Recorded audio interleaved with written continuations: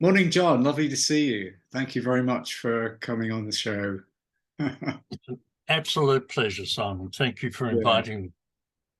Yeah, so I've got a few questions, really. As you know, the program is about mental health, but primarily, but then there's such a close connection between mind and body that, I've got to mention all the stuff that you work on. Mm. And so we'll come on to that. Do you want to, first of all, you've got a plaster on your nose. Do you want to say what it is? Because it might make people think, who's this funny guy? Yes, I actually haven't been in a pub fight.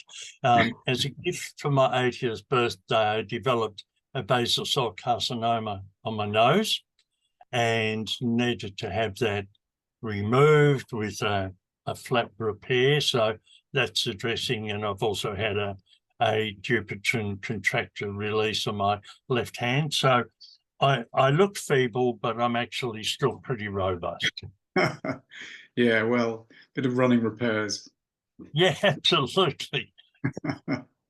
Okay. So I've been really inspired by you, particularly your book, Rethinking Parkinson's Disease, which I'll link to. Um, do you want to just briefly, I'm going to link to that longer podcast you did recently about your journey, but do you want to give a very brief summary of your journey with Parkinson's? Sure. In very brief format, in mid-1995, I collapsed at my work, which was in a busy hospital in Melbourne. My body had just given up, and I realised that I had ignored symptoms for many years, and certainly over the preceding month. The hospital packed me off to see their own specialist physician, who he said, well, yes, you have advanced Parkinson's and early stage multisystem atrophy. In the Right. meantime, I'd consulted with my naturopath, a homeopath, a craniosacral therapist. I went and saw a neurosurgeon, and he examined me thoroughly, spent over an hour with me, and said, "What, you definitely have advanced Parkinson's. If I were you, I wouldn't take the medication. Oh, It won't do interesting. you any good." So I thought that was very interesting. And a little later on, another prominent surgeon at the same hospital pulled me aside and said, yes, I can see you have Parkinson's. Try not to take the medication. So that made me think. Um, I did a lot of research in the hospital library. I also read a lot of alternative journals, particularly in those days, the Journal of Alternative and Complementary Medicine, which was a UK publication, Yeah. and carried a lot of very interesting research there. Um, I, I looked into my background and began to understand that a lot of the experiences of my childhood and even preconception experiences in the family had contributed. Right. I changed everything. Yeah. So I changed my food, I changed my drink, I changed primarily my mindset and my attitude. Yeah. Uh, I hated my symptoms, Yeah. but I learned that I was worth loving. And I realized I had never loved myself. In my Wow. 52 years up to then, I'd never loved myself. I'd always been told I was unworthy, or all I was worth was what I could do for others. Right. And, in my appalling state of health, I started to learn to love myself. Wow. I was And that was, it sounds like you're saying that was a critical part of your healing process. absolutely, it was very, very important part, because that changed the chemistry in my body, of course, Yeah. as well as changing the way I approached what I could do. And there's a little book around that I saw once called If I Love Myself Enough. And if I love myself enough, I could make changes that would help to make me well. Interesting. I was already a member of a meditation spiritual development circle. I continued to meditate every day, Yeah. and when I could get to the group, and this was an enormous support for me, and the people in that group became my family, because I realized I needed to divorce myself from my family for a Wow, period. really kind of toxic relationships. That was a very big part of my progressive illness. Wow. Now, I reconnected a couple of years later, but when I reconnected, I was in a headspace that I could create relationships that were on my terms, not on their terms. Wow. So, look, I looked at supplements and tried all sorts of things, and I read and read and read. Mm. Primarily, though, I continued to aim towards getting a tiny bit better every week, and I kept a journal. Can I And just we, ask at this point, did you have a vision of getting recovered, or was it just you worked at it incrementally? my vision was to exist independently, to reduce my pain, to sleep better, just to try and improve my life. I Yeah. had no thought that I could recover, because I was told, you have Parkinson's, that's incurable. You have multi-system atrophy, that's incurable. You can't be well, you can't help yourself. Yeah, that's the medical But I knew, narrative, isn't it? yeah. And in a number of complementary therapists sort of said, well, you can mitigate symptoms a bit. Yeah. But I was very lucky in that my craniosacral therapist said, what do you want to do? Yeah. I said, I want to get well. And she said, well, let's work on that. Yeah. She didn't shut me down. Yeah. And then my homeopath, whom I saw, always looked at the positive, even though we struggled to see process for so long. She always looked at the positive and kept boosting my confidence and my love for myself. So these two people were profoundly influential on my way forward. Mm. So by mid-1998, one of my friends said to me, you don't have Parkinson's anymore. And I said, well, I'm certainly getting better. I can feel myself getting better. She said, no, look at yourself. You have no symptoms anymore. Wow. Wow. And I hadn't recognized that. Yeah.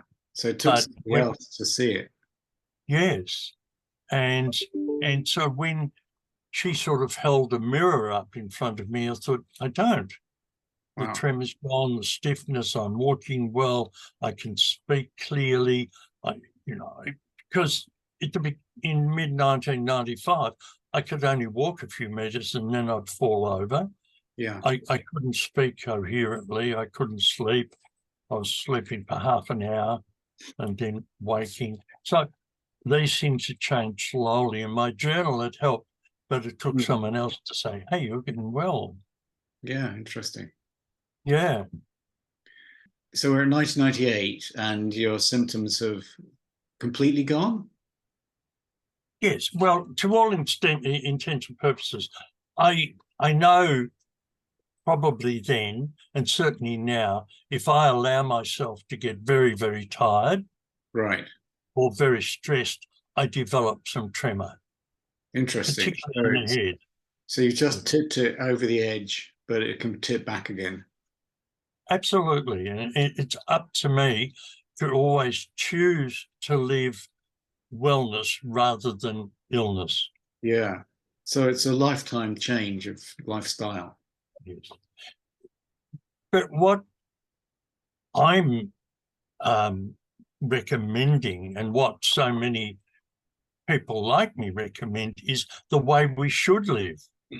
it's not Yeah. a different treatment way of life. It's the way we should live, in love, with activity and enjoyment, and food that nourishes us rather than stimulate our adrenal glands or inflammation. Yeah. So it's a normal lifestyle as opposed to the subnormal lifestyle that so many people in the Western world practice. Yeah. Absolutely. Yeah. So looking back at causes then is certainly the sort of stress and trauma of growing up and relationships and things. Any other major factors? I mean, in your book, you say that there are three main causes: tremor, Yeah. toxins, and So, stealth yeah. diseases.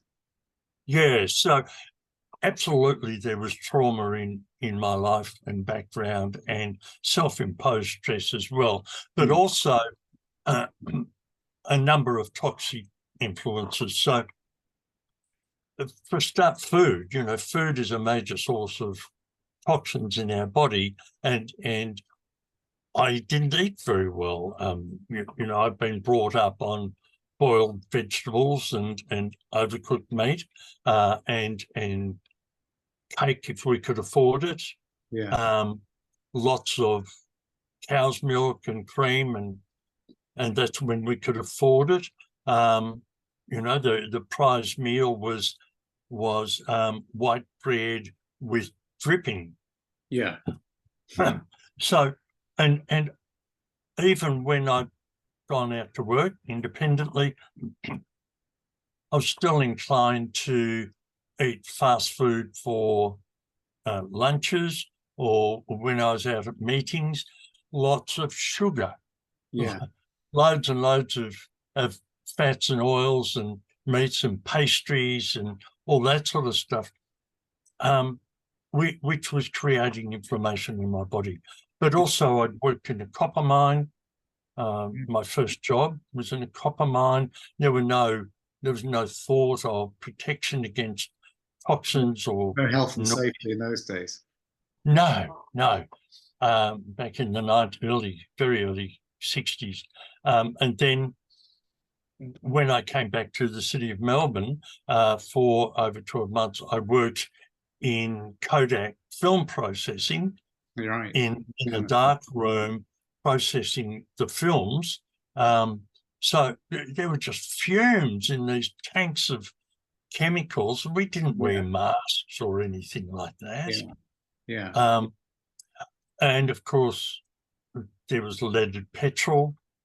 So look, I did a hair tissue mineral analysis some years ago, and there were still very high levels of mercury, lead. There was some arsenic and tin Yeah. as well. So there were definitely toxins. I spent a lot of time in the country with farming chemicals as well. Yeah. And while I didn't actually identify those because the tests were not available then, Right. I'm sure that well, Dad used DDT and Yeah. sort stuff. And do you remember the old fly sprays, the pumps, the Yeah. Mortein? Yeah. Absolutely. Yeah. Or just You the know, aerosols being sprayed everywhere. yeah, yeah. So lots of toxins. Now, I was fortunate. I was not one infected with the stealth infections. About 30% of my patients are, but I was not. But with So that's trauma, things like Lyme's disease. Is that what you're talking about? uh, oh, Lyme disease is a sort of a generic name. Ah, There are a number of pathogens, Borrelia, in a variety of species. I also sometimes see reactivated Epstein-Barr virus. yeah, that's And what I got tested for, and that was in my system. So that's one of the things yeah, I'm addressing. Yeah. yes, and um, more than likely, we often see system-wide candida, again because of the high sugar and refined grains in the meals. Um, So as I say, I was lucky. From my history was toxins and trauma. Yeah, A few people I see they'll have all of them. yeah. Stress, I trauma. suppose, you don't need to work in a copper mine to be exposed to dangerous chemicals. Every day we're buffeted by everything that's in the environment already.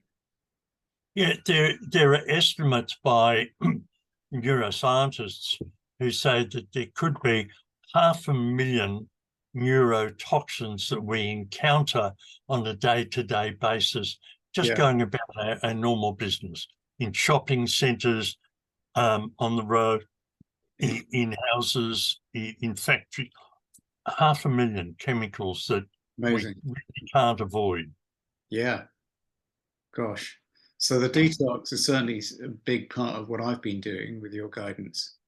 Um, and I guess, but I just wanted to come back to the diet because there's such a connection between the gut and the brain. Do you want to say a little bit about that? So it's not Sure, about inflammation; it's other aspects. yes, we're seeing more and more research confirming the way that our gut is really our first brain, because it supplies nutrients to our second brain up in our head. And if we look at human history, a few couple of thousand years ago, we really deviated from healthy foods, and we tend now to focus a lot on easy to prepare food and food that's very sweet. So Yeah, we've seen how even the really healthy food, our vegetables and fruits, have been bred to become large, watery and sweet rather than small, fibrous and bitter, which is what our body really needs. We tend to fatten our cattle and sheep so that we could get fatty meat instead of eating game, yeah, which is much higher in nutrients and much lower in saturated fats. As a race, as a civilization, mm, we've become habituated to eating from the center aisles of the supermarket, the packaged goods, the easy goods, the ones that taste sweet without us doing anything. yeah, And we've lost the art of preparing really healthy food that our body really needs. So because of that, we see our gut microbiome is deteriorating. yeah, And those bacteria are so important to creating vitamins, minerals, hormones, enzymes, and neurotransmitters, yeah, because we produce so much of our neurotransmitter production in our gut, yeah, dopamine, serotonin, and anandamide. So with that level of inflammation from poorly chosen food, our brain becomes inflamed also, because there's this constant message going up through the vagus nerve to the brain and through the bloodstream yeah, to the brain.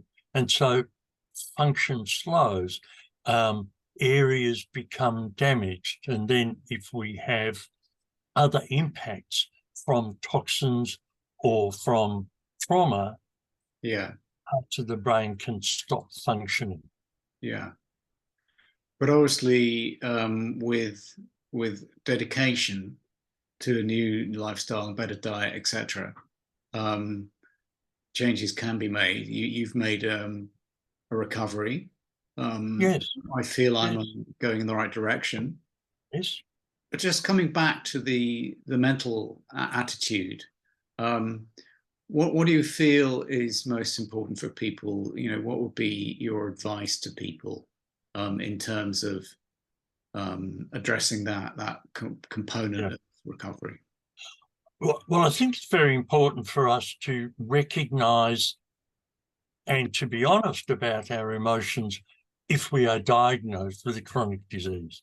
Yeah, that's a real shock. So when I was diagnosed, I was despairing. I was afraid.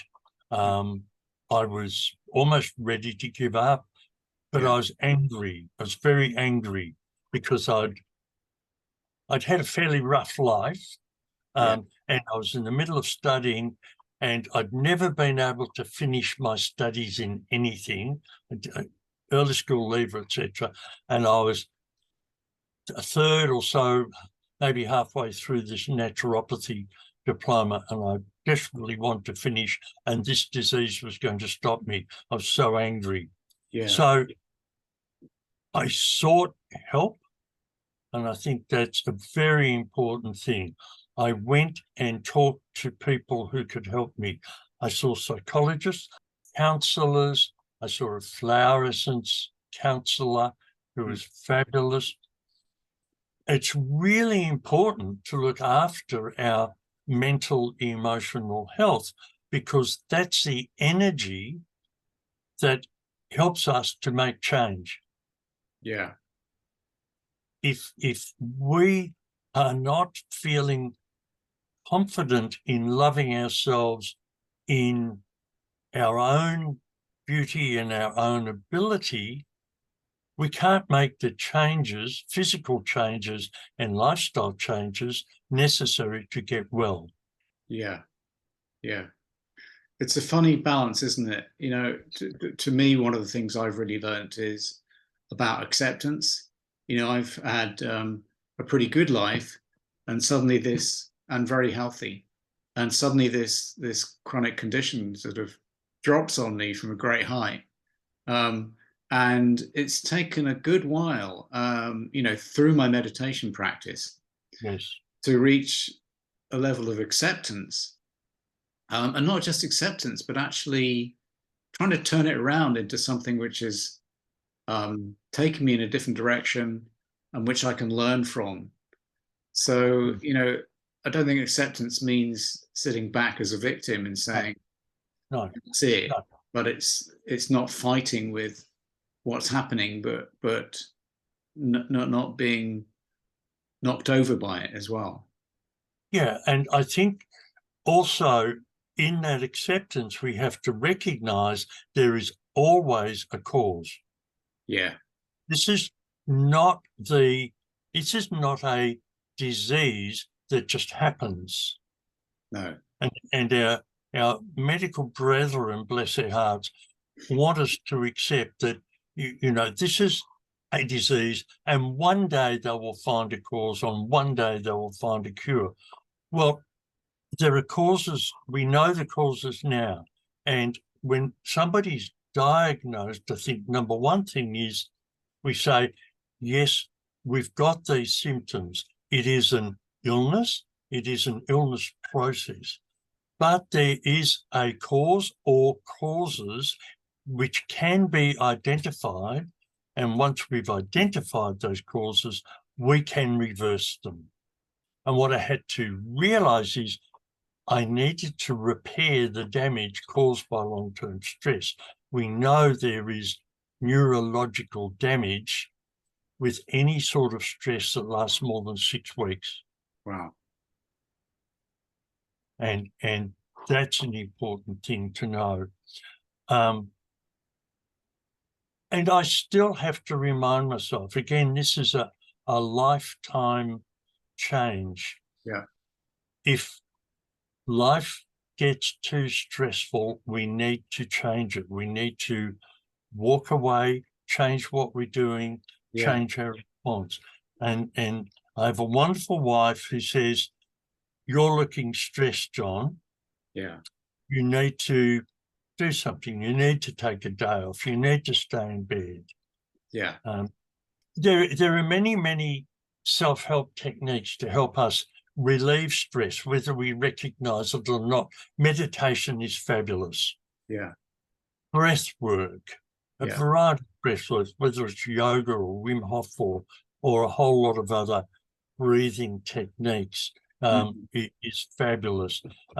Exercise. is wonderful for relieving stress. Singing, Yeah. or just being with music that we love can relieve stress. There are so many techniques. We all need to make use of them. Fantastic. Yeah. Okay. Well, hopefully, what I'm doing with this website will give people some ideas and practices to carry out. So just to last question, really. You talk about recovery rather than cure. You've made a remarkable recovery, and I know that many people who've worked with you have made huge improvements, but you don't call it a cure. Why is that? It's because of the implications around that word. Now, lightheartedly, I would say we cure pigs and turn them into bacon. And I don't want to be bacon. But this is the implication that with a cure, we give the ill person something which changes them, and all of a sudden they don't have an illness. And this is the implication with, for instance, when we talk about curing cancer, but nobody actually cures cancer. People get well. Right. You know, the doctors, the radiographers, radiologists, naturopaths, whatever, give people the opportunity to change the environment to one in which cancer cannot survive. Right. Now, I've had cancer, I've had bowel cancer, and one of the choices I made was to have the tumour removed. It was a very large tumour. But that didn't cure me. That removed the symptom. Right. To recover from cancer, I needed to change the environment. So to recover from Parkinson's, which doesn't have a single cause, it's got a multiplicity of causes, and it's always complex for every person.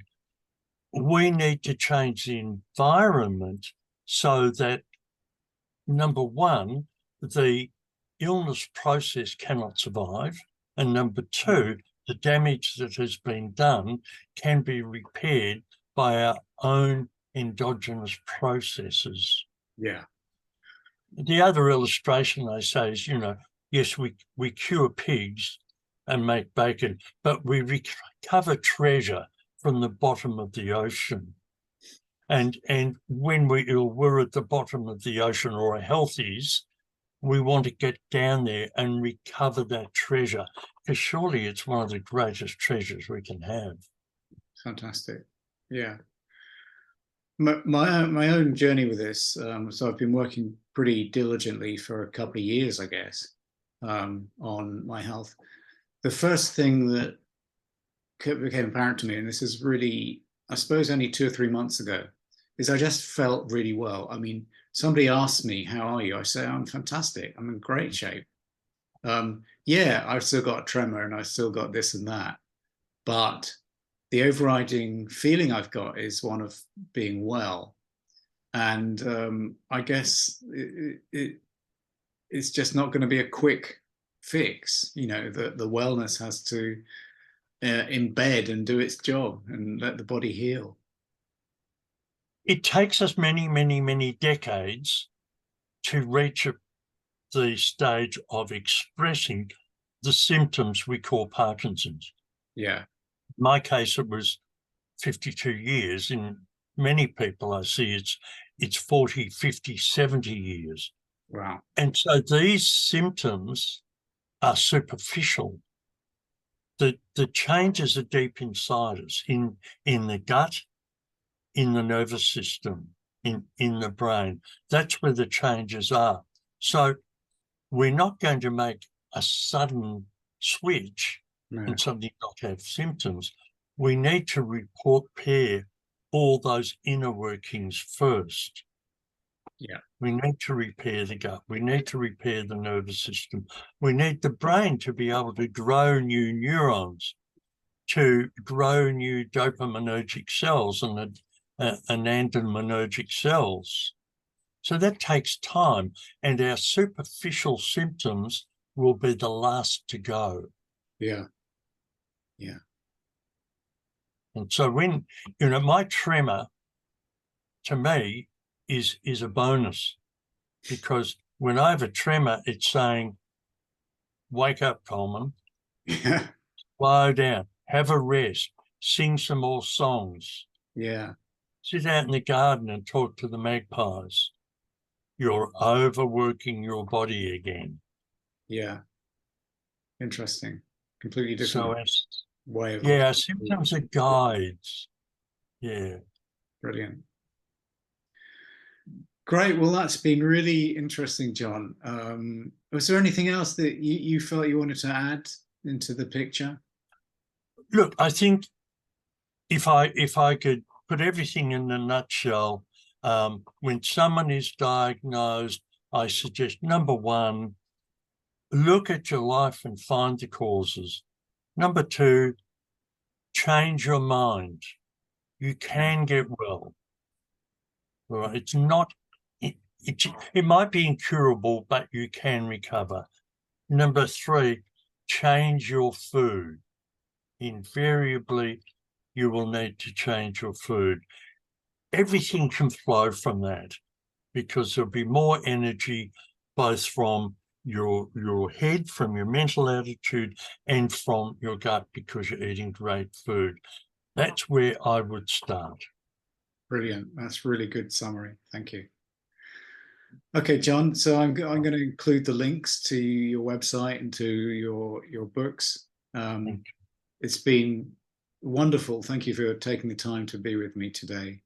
And great pleasure. Your words of advice will be very much appreciated. It's a great pleasure, and I do think that this is a fabulous project, and thank you for doing that for the 10 million people in the world who need help. Thank you. Okay. All right. Bye for now. Bye. Thanks, John.